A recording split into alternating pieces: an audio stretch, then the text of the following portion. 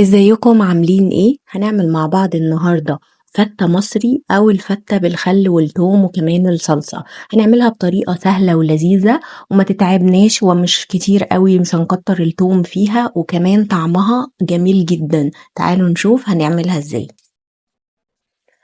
طبعا هنجيب اللحمة اللي عندنا، ممكن في قطعيات معينة بتليق مع الفتة، زي طبعا الضاني، زي الرقبة، زي الموزة، زي السن، عامة يعني. بس أي نوع لحمة موجود عندك أو متوفر عندك هتنفع إن شاء الله. هنبتدي بقى نسلق اللحمة بتاعتنا دي أول حاجة هنعمل. عشان اللحمة تديكي شوربة نكهتها وطعمها حلو قوي، لازم تحط لها منكهات. بنحط حاجات فريش زي مثلا جزر، زي البصل، زي ورق كرفس، بقدونس، كزبرة، اي حاجة خضرة عندك. وكمان بنحط شوية توابل زي الورق اللورا والحبهان والفلفل الاسود. ما بحطش الملح في الاول.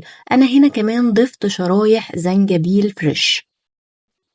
الحاجات دي بتدي تيست وطعم حلو قوي للشوربة، حتى لو كانت اللحمة بتاعتك حمرا وما فيهاش دسم، او لو فيها دسم ممكن تضيع ريحة لو في ريحة زفارة او حاجة. ففي كلتا الحالتين المنكهات دي سواء الفريش او التوابل بتديكي نكهة وطعم حلو قوي للشوربة.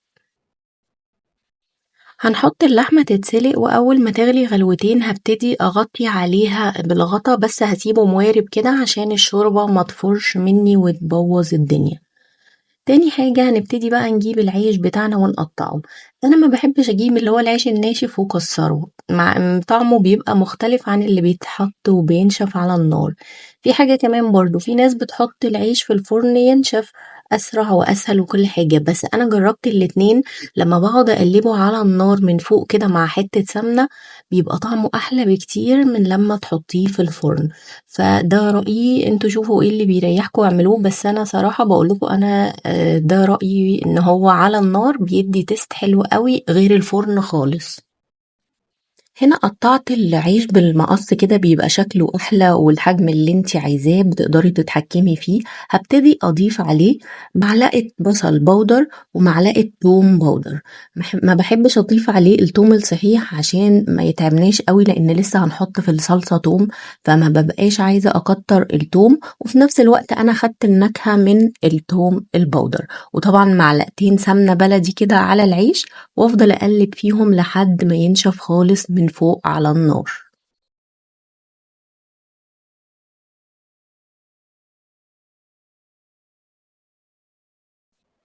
وهنا اللحمة بتتسلق، ما عملتش ريم ولا عملت وش ولا اي حاجة. هي كده اول ما حطيتها وغليت ما عملتش اي حاجة. هرجع اغطيها تاني لحد ما تستوي، والملح بضيفه في الاخر كده بعد يعني خلاص هي استوت او دخلت في سوا بضيف الملح. المرحلة دي بقى دي بتاعتي أنا بحب أكل العيش كده بعد ما حمصته بالسمنة، بيبقى طعمه خرافي، بحب أكله كده. تعالوا بقى نعمل صلصة الفتة. أول حاجة هنجيب شوية زيت، وهنجيب توم مفروم ناعم وحطهم مع الزيت على البارد. ليه بنحطهم على البارد؟ عشان التوم اول ما هتحطيه على الزيت السخن هيروح ملسوع منك وهيمرر، لكن لما بنحط التوم مع الزيت على البارد الزيت بيشرب كل النكهة بتاعة التوم. وكمان اقدر اتحكم في اللون ودرجة التوم، تحمير التوم اللي انا عايزاها وما يبصش مني. وطبعا ما بسيبوش يتحرق خالص التوم. هي هنا الكاميرا كمان مغمقة لونه، بس هو افتح من كده كان في الحقيقة، عشان ما يمررش وما يتعبناش واحنا بناكل. هبتدي بعد ما التوم خد لون ذهبي فاتح اضيف عليه صلصة، وهضيف عليه ربع كوباية خل، وابتدي اقلبهم كويس. ايه التوابل بتاعة صلصة الفتة؟ هنحتاج فلفل، كمون، كزبرة ناشفة، وملح، وشوية شطة، ده حسب يعني الرغبة أو اختياري. وهبتدي أضيفهم على صلصة الفتة. في ايه كمان؟ هنضيف كمان معلقتين صلصة جاهزين. الصلصة الجاهزة بتدي تيست حلو جميل جدا لصلصة الفتة. بس كده، وهسيبهم يغلوا كده غلوتين مع بعض. لو حسيتها تقيلة ممكن أضيف شوية مية. هنرجع نعمل آخر حاجة معانا وهي الرز.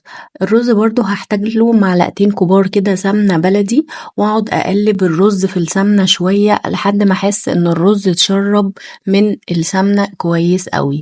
على ما الرز كده ياخد يتشرب من السمنة، هبتدي افضي اللحمة بتاعتي عشان هحتاج الشوربة للرز.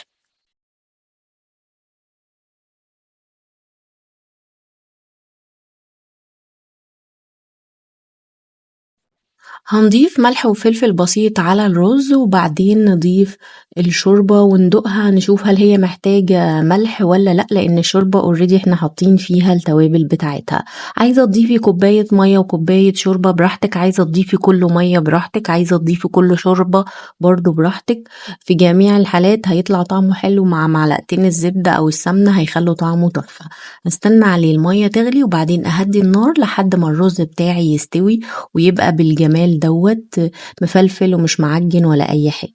ممكن اقولك على تركايه برضو، في نص السوا كده ممكن تضيفي له معلقه زيت صغيره، هتخليه ما يعجنش معاكي ويبقى مفلفل ومش لازق في بعضه.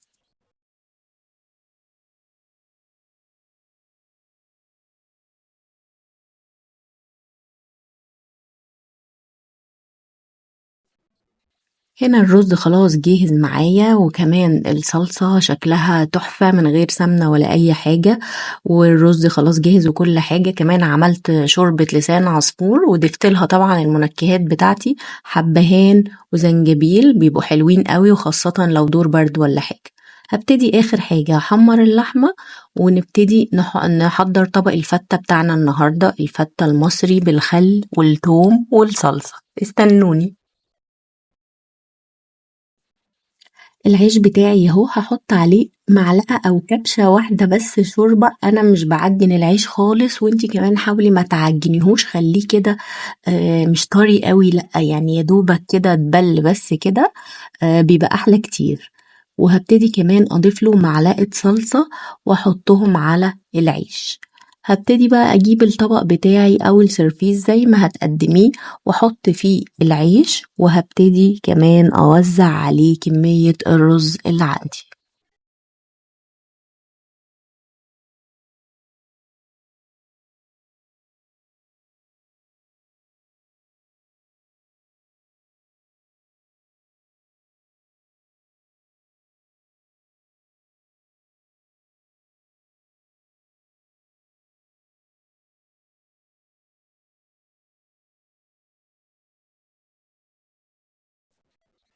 هنا اثناء ما انا شغالة ومنهمكة وهوب، لقيت ده حصل، النور قطع طبعا 50 مرة وجي تاني، معلش هنستحمل عادي مفيش مشكلة كلنا لها.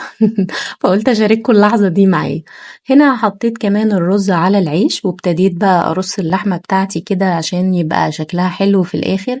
وكمان هبتدي أضيف الصلصة، مش هضيف الصلصة كلها لأن كده كده بنحطها في طبق بره جانبي كده، لو حد عايز يزود يبقى براحته، ما نبقاش يعني حاطين كل كمية الصلصة على الفتة بتاعتنا.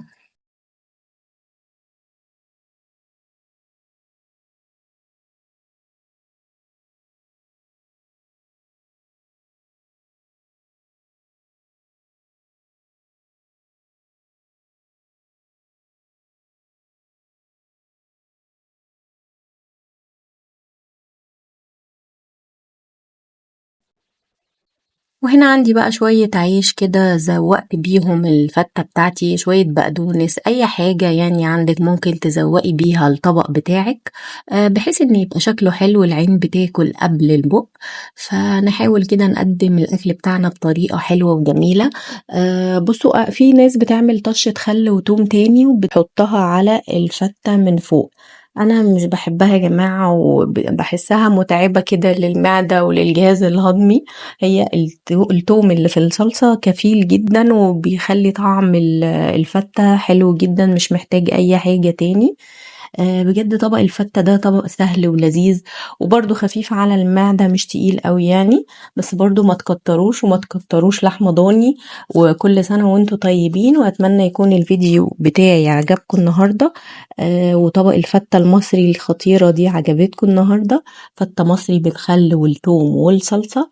لو الفيديو بتاعي عجبكم النهاردة ما تنسوش تعملوا لايك وكومنت واشتراك وتفعلوا الجرس، ولو عملتوا الفتة وليكوا تريكات فيها اكتبولي في التعليقات ايه احسن حاجة بتخلي الفتة بتاعتكم رقم 1.